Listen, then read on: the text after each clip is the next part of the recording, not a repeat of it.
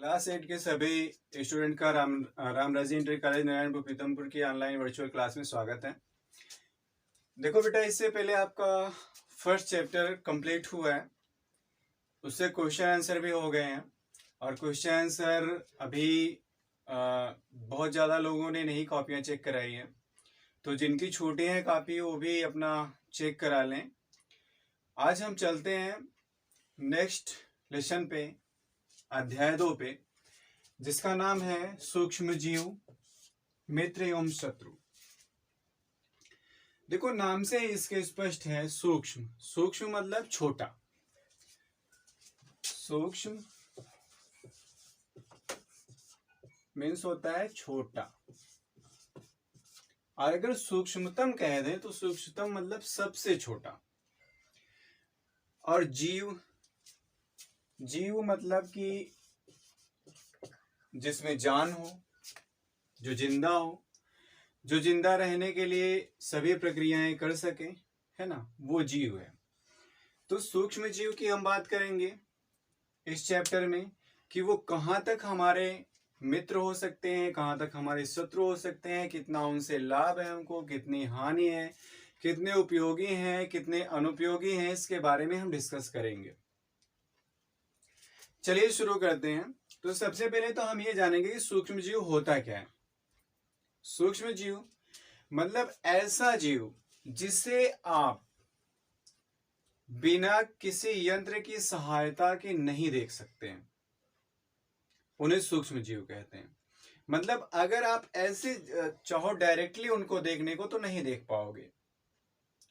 फिर कैसे देखोगे? उन्हें आप माइक्रोस्कोप की सहायता से देख सकते हो, अर्थात उन्हें हम माइक्रोस्कोपिक ऑर्गेनिज्म बोलेंगे, या हम उन्हें कह सकते हैं कि सूक्ष्मदर्शी से देख सकते हैं, क्योंकि वो सूक्ष्म जीव है, इसलिए हम उन्हें सूक्ष्मदर्शी से देख सकते हैं। अब इन सूक्ष्म जीवों में आपके बैक्टीरिया मतलब जीवाणु, कवक, प्रोटोजोआ, शैवाल, विषाणु, ये सब आते हैं। अब अभी तो आपने इसमें से किसी को भी नहीं देखा होगा, है ना। यहाँ पे आप देख सकते हो, आपका यहाँ पे बैक्टीरिया भी दिख रहा होगा, कवक भी दिख रहा होगा, प्रोटोजोआ भी दिख रहा होगा, शैवाल भी दिख रहा होगा, विषाणु भी दिख रहा होगा, है ना। और अगर यहाँ देखने के बाद भी आपके नहीं समझ में आ रहा है तो मैं आपको सीधे लैब का दृश्य दिखाऊंगा कॉलेज के सैटेलाइट के माध्यम से। अभी देखो, आप पूरी तरह से देख पाओगे उन सूक्ष्म जीवों को। चलिए हम ले चलते हैं आपको कॉलेज की लैब में, वहां देखिए किस तरह से सूक्ष्मदर्शी के माध्यम से ये छोटे जीव दिखते हैं। चलिए देख। रामराज इंटर कॉलेज नारायणपुर प्रीतमपुर की प्रयोगशाला में आप सभी क्लास 8 के स्टूडेंट का स्वागत है। देखिए, आज हम दिखा रहे हैं आपको सूक्ष्म जीव किस तरह से प्रयोगशाला में अंडर माइक्रोस्कोप दिखते हैं। आप देख पा रहे होंगे यहाँ पे अमीबा दिख रहा होगा, और भी बहुत से छोटे छोटे जीव दिख रहे हैं। ये देखिए किस तरह से इधर से उधर जा रहे हैं। ऐसे ही बिल्कुल ये आपके रामराजे इंटर कॉलेज की प्रयोगशाला का ये सैटेलाइट से भेजा गया एक मानचित्र है। आप यहाँ देख सकते हो टॉप में बॉटम में किस तरह से पूरी तरह से बिखरे हुए हैं। और ये देखिए छोटे छोटे जीव टहल रहे हैं। ये जब भी आप माइक्रोस्कोप से देखेंगे तो आपको ऐसा ही दिखने वाला है। अभी तक तो शायद आप ना देखे हों, लेकिन अब नेक्स्ट टाइम जब आप क्लास में आएंगे तो आपको लैब में दिखाया जाएगा ये सारी चीज़ें कि किस तरह से ये छोटे जीव माइक्रोस्कोप से दिखते हैं। देखिए, ये देखिए किस तरह से आपका ये अमीबा है अपना भोज्य पदार्थ ग्रहण कर रहा है, और अभी कुछ टाइम के बाद आप देखोगे ना ये पूरी तरह से उसको निगल जाता है। ये अमीबा सूक्ष्म जीव है जिसको आप बिल्कुल ऐसे ही नॉर्मली आंखों से नहीं देख सकते हो। देखिए यहाँ पे पैरामीशियम भी कहीं कहीं कभी कभी दिखाई पड़ रहे हैं, और इनको देखने के लिए हम माइक्रोस्कोप का ही यूज करते हैं, मीन सूक्ष्मदर्शी का। ये आप देख सकते हैं पूरी तरह से सूक्ष्मदर्शी से किस तरह से दिखाई पड़ता है। ये देखिए बिल्कुल कैसे मूवमेंट करता है।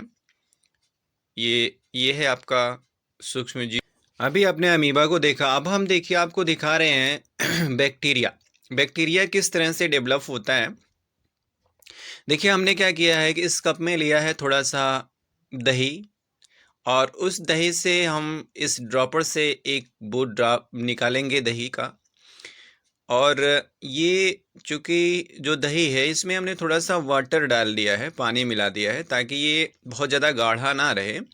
और इसमें आज हम देखेंगे कि किस तरह से बैक्टीरिया दिखते हैं दही में। जो आपका अभी आपको बताया गया था ना क्लास में कि दूध से दही जो है वो आपका लैक्टोबैसिलस बैक्टीरिया के द्वारा बनता है। तो उस लैक्टोबैसिलस बैक्टीरिया का जो एक चित्र होता है, एक जिस तरह से दिखता है, वो होता क्या, एकदम रियल चीज़ आपको दिखाने जा रहे हैं कि बैक्टीरिया, ये जो लैक्टोबैसिलस होता है वो कैसा दिखता है। हम एकदम माइक्रोस्कोपिक आपको दिखाएंगे। तो इसके लिए हम सबसे पहले क्या काम करेंगे कि हम इसकी एक स्लाइड बनाएंगे।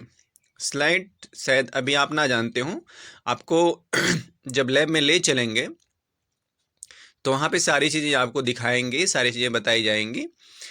स्लाइड एक शीशे का बना हुआ एक चौकोर प्लेट होता है। अभी हम आपको दिखाते हैं। पहले तो आप इस दही के बारे में जान लीजिए कि दही में हमने थोड़ा सा वाटर मिलाया है। अब देखिए हम एक ड्रॉप उसमें से निकाल रहे हैं और फिर हम इसे रखेंगे स्लाइड पे। एक ड्रॉप में बूंद निकालेंगे और उस बूंद को हम स्लाइड पे, ये देखिए ये शीशे का एक चौकोर स्लाइड है, इस पे हमने एक बूंद वो दही का रख दिया। अब हम इस पे कवर स्लिप रखेंगे और इसकी एक स्लाइड तैयार करेंगे। ये हमने इस पे हम कवर स्लिप लगा रहे हैं। ये देखिए हमने कवर स्लिप लिया और वो कवर स्लिप अभी हम इस पे लगाते हैं। ये देखिए कवर स्लिप है शीशे का पतला सा, हमने कवर स्लिप डाल दिया इस पे। अब ये क्या होगा कि थोड़े टाइम बाद अभी ये सूखने वाला है और सूखने के बाद फिर हम इसका अंडर माइक्रोस्कोप स्टडी करेंगे। ये हमने इसे माइक्रोस्कोप के नीचे रख दिया है और अब देखिए इसको हमने जो कनेक्ट किया, ये जो माइक्रोस्कोप हमारा है बहुत ही हाई पावर का माइक्रोस्कोप है और इसको हमने कनेक्ट कर दिया है लैपटॉप से। अभी आप देखोगे कि इसका जो डायग्राम आएगा ना वो लैपटॉप में आएगा, क्योंकि टेक्नोलॉजी बहुत ही आगे जा चुकी है। ये देखिए लैपटॉप में इस तरह से बैक्टीरिया आपको दिखेंगे। वो जो दही में बैक्टीरिया था ना वो वही वाला बैक्टीरिया है। ये हम इसको अपने लैपटॉप पे फोकस कर रहे हैं ताकि आपको बड़ी स्क्रीन पे दिखे। नहीं तो अभी माइक्रोस्कोप वाला आप देखते तो वैसे जैसे आपने अमीबा का देखा था वैसे गोल गोल छोटा छोटा देखते तो शायद आप ना समझ पाते, क्योंकि मैं समझ सकता हूँ वो शायद आपके समझ में ना आया हो, इसलिए हम बड़े स्क्रीन पे दिखा नहीं। ये जितने भी आप देख रहे हैं ना सब बैक्टीरिया हैं, सब जीवाणु हैं और सब आपके दही में पाए जाते हैं। तो आप अब मेरे ख्याल से आप खाओगे तो याद आ जाएगा आपके कि बैक्टीरिया है इसमें, और ऐसा ही बैक्टीरिया रहता है उसमें। लेकिन फिर भी आप घबराइएगा नहीं, ये किसी प्रकार का नुकसान नहीं पहुंचाएगा आपको। ये बहुत ही लाभदायक बैक्टीरिया होता है, इसलिए आपको बिल्कुल भी परेशान होने की ज़रूरत नहीं है। बिल्कुल मत घबराइएगा, है ना। क्योंकि बैक्टीरिया आपको बताया गया ना कि लाभदायक भी होते हैं हानिकारक भी होते हैं। तो आपका दूध से दही बनाने में हानिकारक बैक्टीरिया नहीं होते हैं, वो सब लाभदायक बैक्टीरिया ही होते हैं। तो इसलिए बिल्कुल भी आप परेशान मत होइएगा। आप उससे खाते हैं तो उससे आपको लाभ ही होता है, हानि नहीं होगा। फिलहाल मैं आपको ये दिखा रहा हूँ, देखिए किस तरह से ये स्क्रीन पे अच्छी तरह से दिख रहा है बैक्टीरिया। और मेरे ख्याल से अब आपके समझ में आ गया। अगर नहीं समझ में आया तो फिर हम अभी आपको आगे और आगे जो दिखाने वाले हैं उसको देखने के बाद आपके बिल्कुल समझ में आ जाएगा कि बैक्टीरिया क्या है, कैसे मोशन करता है, किस तरह से एक स्थान से दूसरे स्थान पर जाता है ना। तो आप बिल्कुल परेशान मत होइए। जैसा अभी मैं आपको बता रहा था कि किस तरह से बैक्टीरिया मूव करते हैं, किस तरह से इनका मूवमेंट होता है, किस तरह से गति करते हैं। अब हम आपको दिखाने वाले हैं किस तरह से बैक्टीरिया, ये देखिए धीरे धीरे नॉर्मली ये आपको बैक्टीरिया दिख रहा होगा, इसी को जीवाणु कहते हैं। ये विषाणु हैं और देखिए किस तरह से ये गति करते हैं। अभी हम आपको पूरी तरह से एकदम सेटिस्फाई करेंगे। बैक्टीरिया, वायरस, फंगस जो भी हैं, जितने भी माइक्रो ऑर्गेनिज्म हैं, मतलब सूक्ष्म जीव हैं, सब इसमें आपको देखने को मिलेगा। ये मैं आपको बिल्कुल समझ लीजिए कि इलेक्ट्रॉन माइक्रोस्कोपिक फिगर आपको दिखा रहा हूँ। ये देखिए बैक्टीरिया है, देखिए इसी को बैक्टीरिया बोलते हैं। इसी को यही लाभदायक भी होता है हमारे लिए, हानिकारक भी होता है। तो ये कैसे मूव करते हैं, इसको रॉड शेप्ड बैक्टीरिया बोलते हैं, क्योंकि ये छड़ के आकार का होता है। देखिए ये सूक्ष्म जीव दिख रहे होंगे आपको, अमीबा, पैरामीशियम या ऐसे जो भी सूक्ष्म जीव हैं, आपको बताया गया था ना, दिखाया गया था। तो ये भी माइक्रोस्कोपिक फिगर है एक।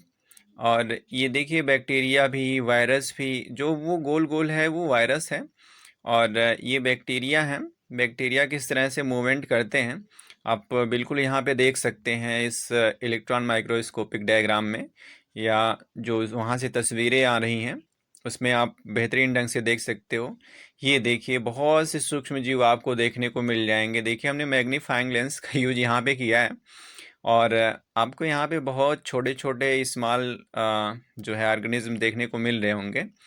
ये आपके बहुत छोटे जीव मिल रहे हैं। ये आपको फिर से मैं आपको बताना चाहूँगा, ये जो दृश्य आप देख रहे हैं ये रामराजे इंटर कॉलेज नारायणपुर प्रीतमपुर की प्रयोगशाला से आया हुआ है, वहाँ के सैटेलाइट का ये फिगर है। ये देखिए वायरस किस तरह से डेवलप होते हैं, वायरस किस तरह से दिखाई पड़ रहे हैं। ये वहाँ के इलेक्ट्रॉन माइक्रोस्कोप से मंगाया गया जो एक तस्वीर है वो आपको दिखाई पड़ रही होगी यहाँ पे। ये देखिए बहुत ही छोटे छोटे जीव, देखिए किस तरह से इनमें मल्टीप्लिकेशन होता है, किस तरह से अपनी संख्या बढ़ाते हैं। ये बैक्टीरिया है, जीवाणु। देखिए बहुत ही अच्छे डायग्राम में आप देख सकते हैं, दिखा रहा है, क्योंकि अब तो मेरे ख्याल से आपको समझने में कोई कठिनाई नहीं हो रही होगी, ऐसा ही होता है बैक्टीरिया। ये देखिए हम एक एक बूंद स्लाइड वो ले रहे हैं, वाटर ले रहे हैं, और इसको जब हम रखते हैं माइक्रोस्कोप के सामने स्लाइड पे, तो देखिए हमको कुछ इस तरह का नज़ारा वहाँ पे देखने को मिलता है। मतलब कि बहुत ही छोटे छोटे जीव, बहुत ही सूक्ष्म जीव देखने को मिलते हैं माइक्रोस्कोप के सामने। और किस तरह से ये मूवमेंट करते हैं, एक जगह से दूसरी जगह पे जाते हैं। ये देखिए बैक्टीरिया का एकदम बिल्कुल फ्रेश डायग्राम आपको दिखाया जा रहा है। किस तरह से बैक्टीरिया पड़े हैं, ऐसे नॉर्मली दिखेंगे, आपको लगेगा कि ये तो जैसे कोई निर्जीव हो, मतलब इसमें जैसे जान ही नहीं है, बस ऐसे पड़ा है। लेकिन बैक्टीरिया जो होता है उसमें जान समझ लीजिए होता ही है, क्योंकि जीव ही है वो, उसको हम जीव कहते हैं। तो इस तरह से आप देख पा रहे हैं कि बहुत से जो आपको एक तस्वीरें दिखाई दे रही हैं ये सूक्ष्म जीवों की हैं, और किस तरह से ये सूक्ष्म जीव आपके मूव करते हैं, मतलब चलते फिरते हैं, वो सारी चीज़ें आप देख पा रहे होंगे। और फिर हम आपको दिखाना चाहेंगे, ये देखिए ये सूक्ष्म जीव किस तरह से, मतलब जो आपका पैरामीशियम है, एवग्लिना है, या और भी जो छोटे छोटे सूक्ष्म जीव हैं, ये आपका सूक्ष्मदर्शी का बिल्कुल माइक्रोस्कोपिक जो एक पिक्चर मिली है वो माइक्रोस्कोपिक है। ये यहाँ देख रहे हैं कि किस तरह से सूक्ष्म जीव आपका अ, अपनी बॉडी को मूव करा रहा है, घुमा रहा है चारों तरफ।